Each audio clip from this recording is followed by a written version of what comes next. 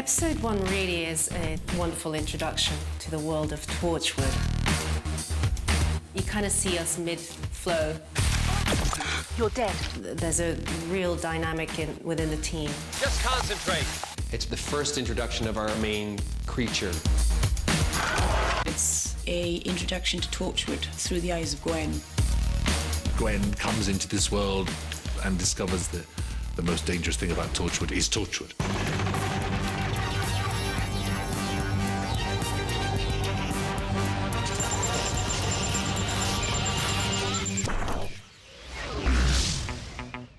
Jack, I would describe as dangerous,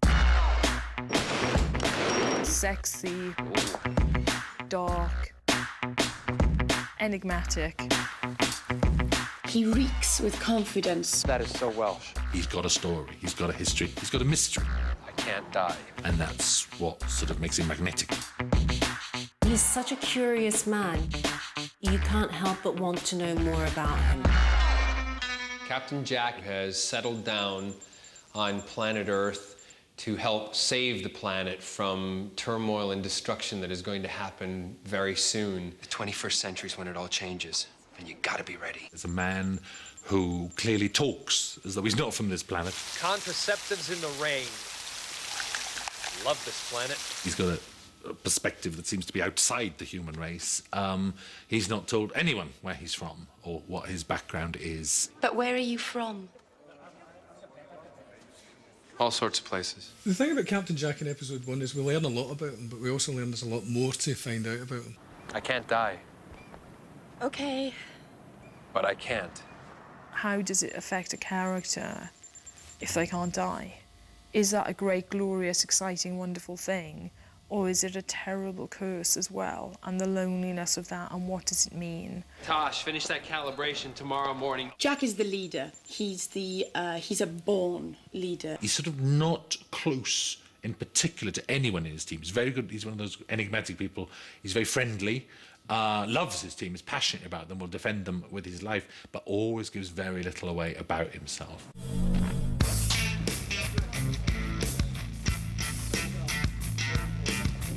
Slipping back into Jack's boots was just like coming home again.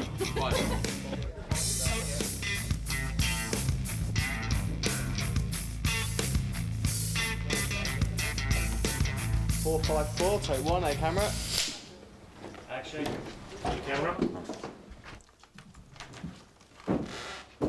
The start of a series is always really terrifying, and in some ways you always want to film your episode 1 as late in the run as you can, though it often, for schedule reasons, it's not possible. What we did do is we filmed in blocks of 2 episodes, and so we filmed a lot of episode 2 before we then went back and shot episode 1, because you want a bit of time for the team to, you know, get to know each other, to start to feel what the show is. So that worked very well. Okay, rehearsal, here we go, watching, and action! You just have to believe in what the script is saying, which, if it's a good story and it's a good script, then you just go, right, that is what we're making. Okay, welcome to the first read-through of Torchwood. And you believe in the vision of what people are trying to do, and you just try to do that as best as you can on screen. Gwen walks across the space. She can't help staring at one thing as she passes, a severed hand in a glass tube, suspended in gently bubbling liquid. But she keeps going. I can't do this. I'm sorry, I'm rubbish. I give up. He set me off. Well, that lasted 0.2 seconds. She's actually carrying pizza.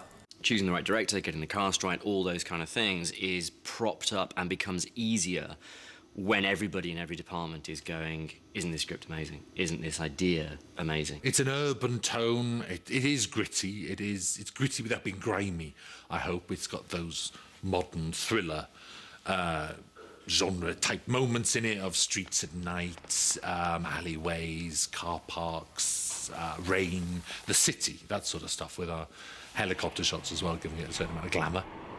The point about Torchwood is that it's the real world in which fantastic things happen. You want to come see? See what? You saw the murder. Come and see the murderer.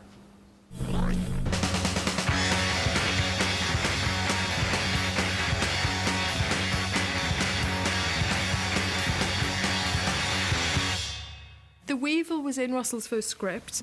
We knew quite early on that we wanted it to be a prosthetic monster rather than a CGI monster. Did you join?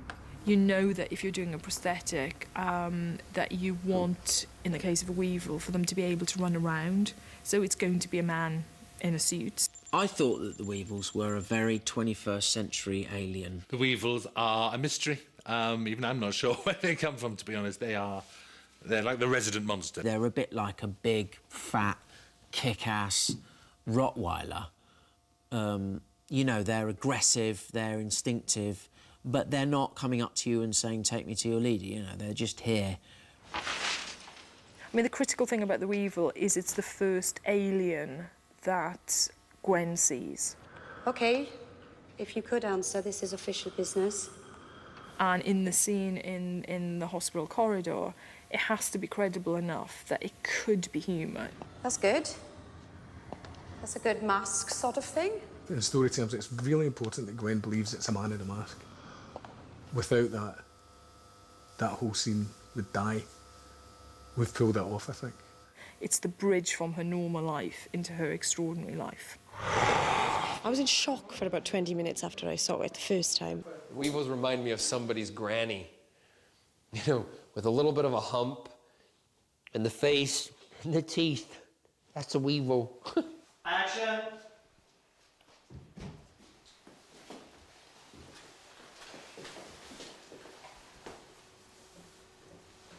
It's all right.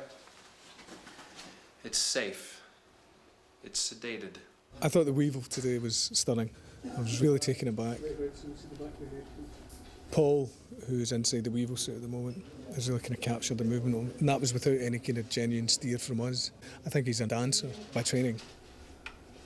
Because under all that prosthetic, he can't get any facial expression.